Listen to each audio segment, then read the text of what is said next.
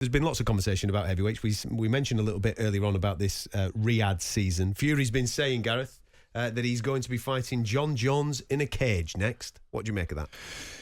Well, he's the ultimate promoter, isn't he? I mean, I don't know if we're ever going to see Jon Jones and Tyson Fury in a cage. I think we're more likely to see the return match of, if he deals with Francis Ngannou very handily on October the 28th, we're more likely to see those two in an MMA cage or octagon, as it would be with Jon Jones in the UFC. But you never know what's going to happen right now in the fight world. I don't think we're going to see Tyson Fury and Jon Jones in a cage anytime soon. But if there was an appetite for it to happen, I mean, again, people are writing Francis Ngannou off completely against Tyson Fury, and I'm giving him a slither of a chance. And as everyone's saying, go for it early. You've got 3 rounds, this, that, and the other. Chris Eubank was telling me the other day, Junior was telling me the other day, just let your hands go at the body. Fabian Edwards has told me the same, go at the body, not the head. Don't look at the head movement, there's a big target. Who knows whether they could do it in a cage, because it doesn't count on Fury's record. But I just think we're more likely to see, and I know there's this quote out there with Fury saying, I'm not interested in fighting Usyk. Of course he's going to fight Usyk. If the Saudis do that deal and they put Usyk in front of him, he's going to fight him towards the end of the Riyadh season. That's going to happen. Just as if Eddie Hearn starts talking to the Saudi Arabians and puts Anthony Joshua in the mix, that fight could happen as well. Ego, money, timing. I think I've been saying it all year, and the money's stacking up. The ego is, sky high at the moment, and the timing will depend. Bob Arum, for example, today has said it'll be easy to make Fury and Usyk, and I think it will be easy to make it, frankly. Just be the right money on the table. And there you go. go. The venue. And there you go. Money. There you go. What you've just said there. I don't think any boxing fan has any problem with any boxer, whether it be Tyson Fury, Anthony Joshua, Alexander Usyk or whoever, making the most amount of money that they can possibly make. Now, if they want to make that big money by having circus fights, then fine. Crack on. No problem with it whatsoever. But boxing has to stand up. For example, we have got the WBC heavyweight champion of the world being allowed to step away, in essence, from boxing to take on a guy that has never boxed before. Again, no problem. If there's a load of cash on the table and he's sorting his family out and all that type of stuff, if that's the narrative that you want to push, that's cool. No problem whatsoever. But the WBC have to step up and go, whoa, hang on a minute. But they won't. We've got a ranking system here. We've got 15 lads in our top 15 that have all paid sanctioning fees to get themselves into this position. Then if you're not willing to defend your championship against one of our top 15, then I'm sorry, pal. Give us that belt back and we'll crack on over here. But the WBC aren't saying that. What they're saying is... No, because they're greedy. They want money. They want to be a part of the Tyson Fury gravy train. Well, it's not just greed, Ed. I mean, we discussed it earlier on during the show. The WBC ordered Wilder and Andy Ruiz to fight for the Eliminator. Right, for that title. and it wasn't pushed through. Anthony Joshua and Deontay Wilder is now the fight they're trying to push through. Well, they haven't officially done that. They've manoeuvred things, yeah, I understand. Looking at in the background. So the winner of that one would fight Fury, potentially, but for the WBC title. But we're 18 months since a mandated challenge in the WBC. I think with someone like Tyson Fury, his mind is on Francis Ngannou, and it will be to October the 28th. And once that's done, I mean, even when he beat Wilder the third time, I mean, we were together at the press conference afterwards. I remember asking him 2 questions, and I got pilloried for both.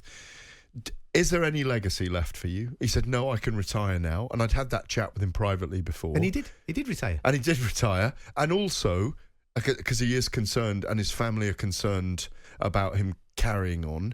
And secondarily, I asked him about his mental health issues, and he goes into this tunnel, doesn't he? This dark tunnel afterwards. Yeah, anybody that was talking about it anybody today. That's watched the Netflix series sees full well what Tyson Fury's like as a person. He's up and down. In fact, Ricky Hatton was talking about that today and saying, I think it was an interview with Sky today that came out on Sky Sports, when he was saying, I had the highs of Kostya, I had the highs of Manny Pacquiao and Floyd Mayweather, and I just hit an abyss afterwards. Yeah. I mean, listen, we all have highs and lows in life anyway. So, of course. Guys, crack on, will you? Do you know what I mean? People have highs and lows when they lose their homes and they lose their marriages and all sorts of things. People are dealing with stuff all the time. It's human nature, and everyone talks about it today. They don't bury it, which is a good thing in my view, because you can put your hand out and reach out to people and help other people. As for... I mean, you and I have this debate back and forth, week after week after week. Boxing's an inexact science. There's no world governing body. There's no one dictating to the world sanctioning bodies.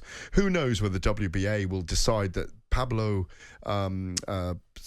Pabon, the Puerto Rican referee who oversaw Usyk against Daniel Dubois, will decide that it wasn't a low blow. They may decide, and we may get a Usyk-Daniel Dubois rematch. Boxing is the world of the unexpected. We don't know if Tyson Fury is going to get knocked out by Francis Ngannou. I know. And it catapults the whole panoply, the whole spectrum of what we're talking about into another universe almost. But are they not, with the way that the WBC have acted in this moment, are they not literally just diluting the value of the whole ranking system? Because they are to the purist. They're doing it to those athletes. Those athletes have paid sanctioning fees in order to be in that top 15. And the noise that Maurizio Sullivan made once that he went, yeah, it's okay for Tyson Fury to fight a guy that's never boxed before. When he said that, he said there is no suitable opponent available. Hang on, you've got 15 lads there, pal. There might not be a suitable opponent that generates the money or generates the name or generates the interest. I understand that. You're talking business to me now. But what you've done is you've diluted your whole ranking system by saying these lads actually aren't good enough to fight the champion right now. I think he will fight fairly soon. The WBC, there's no way that the megastar that Tyson Fury is, there is no way the WBC will want to, like you say, that they'll want to stick with him and make him the champion emeritus. If it push comes to shove, which is what they did with Vitaly Klitschko all those years ago when he had a knee injury and was away for 4 years. Because then he can dance and navigate mandatories and all that type of stuff. You can rail against it all you like, but you're not going to change what they do. I understand that. That's what they do. I mean, we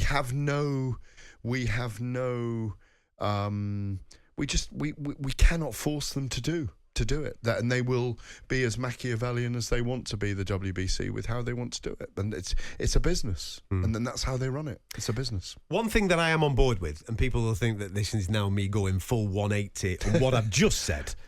When you take a step back and you try to analyse what is Riyadh season, all right, because this is a new thing, and we've been speaking about the power change in a way of where the money is at in Saudi Arabia. We've heard what skills challenges and who they've dealt with in the past. They put on obviously the Ruiz rematch with Anthony Joshua, the Usyk rematch with Anthony Joshua, and dealt with Eddie Hearn and Matchroom. Now we've got a situation where Frank Warren, Bob Arum are, in essence, dealing directly with the government, rather than having to go through an intermediary company to unlock the funds for particular fights.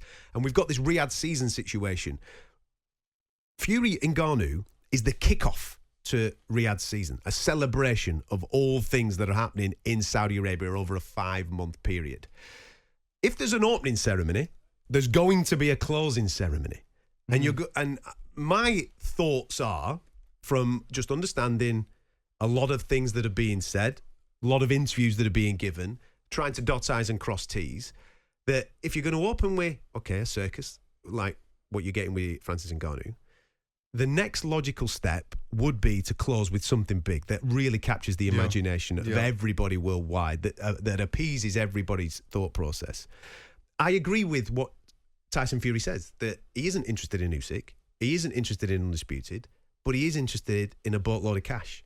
And if the cash is right, then I genuinely believe that we can see Fury, Usyk in the Middle East, February, March of next year for the Undisputed Championship. I think that is on the cards. I mean, no one's saying it's definitely happening. Obviously, we need to see what happens on October the 28th when Fury fights Ngannou. I really do genuinely believe that fight will happen, because they're not stupid. They know that there's an appetite from the world's boxing fans. Are very smart people. There are millions, hundreds of millions of dollars being invested in this. And it's not changing anytime soon. No. These guys are, look what they've done to golf, look what they're doing to football. They are going to take over the heavyweight division. Yeah, heavyweight fights will take place primarily only in Saudi Arabia. And it might be for the next 3 or 4 years. You've got to look at the 2030 vision they've got. It would not surprise me to see a World Cup being there, an Olympics taking place there. It's an opening up of the society. It's an entertainment and sporting festival. As I keep saying to lots of people, imagine a heavyweight fight opening all these things, like a Glastonbury, which is a tiny comparison, a Cannes Film Festival, the biggest festivals on earth, and you've got a heavyweight fight. I mean, we know certain things in the background, so I can't reveal them right now, that there are extraordinary plans for the night where things are happening that you have never seen before in a fight. They are pulling out all the stops. I can't say them right now. I mean, I don't even know. It's not a place to, really, is it? But but it's when you look at the public investment fund in Saudi Arabia, the sovereign wealth fund of Saudi Arabia, which is worth £538 billion. That is part of the investment into the vision of 2030. And I don't want to get too kind of philosophical about this, but I like the fact that East and West are coming together. I really do like it. As a global traveller all my life, as someone that's grown up travelling around the world with my parents, as someone that's worked in 40-odd countries, 100 cities, I believe in our sport bringing together culture and creed and colour and all those things, because, as you know, it's very special. I mean, I went out to a card in Abu Dhabi last weekend and there were 11 nations from 4 continents on the card. There wasn't one European on it, but it was great seeing the stories of people like Francis Ngannou. There's a guy from Syria who'd swum on a raft across the sea, Mohamed Bektash, who cried when I interviewed him afterwards for 2 minutes about his story. It's about sharing, and fight sports brings extraordinary stories together. So it's a bigger picture all the time that we're looking at, and it's not just about a fight. But I do think Fury and Usyk will happen to come back to the point at the end of this Riyadh season. That's my instinct on it.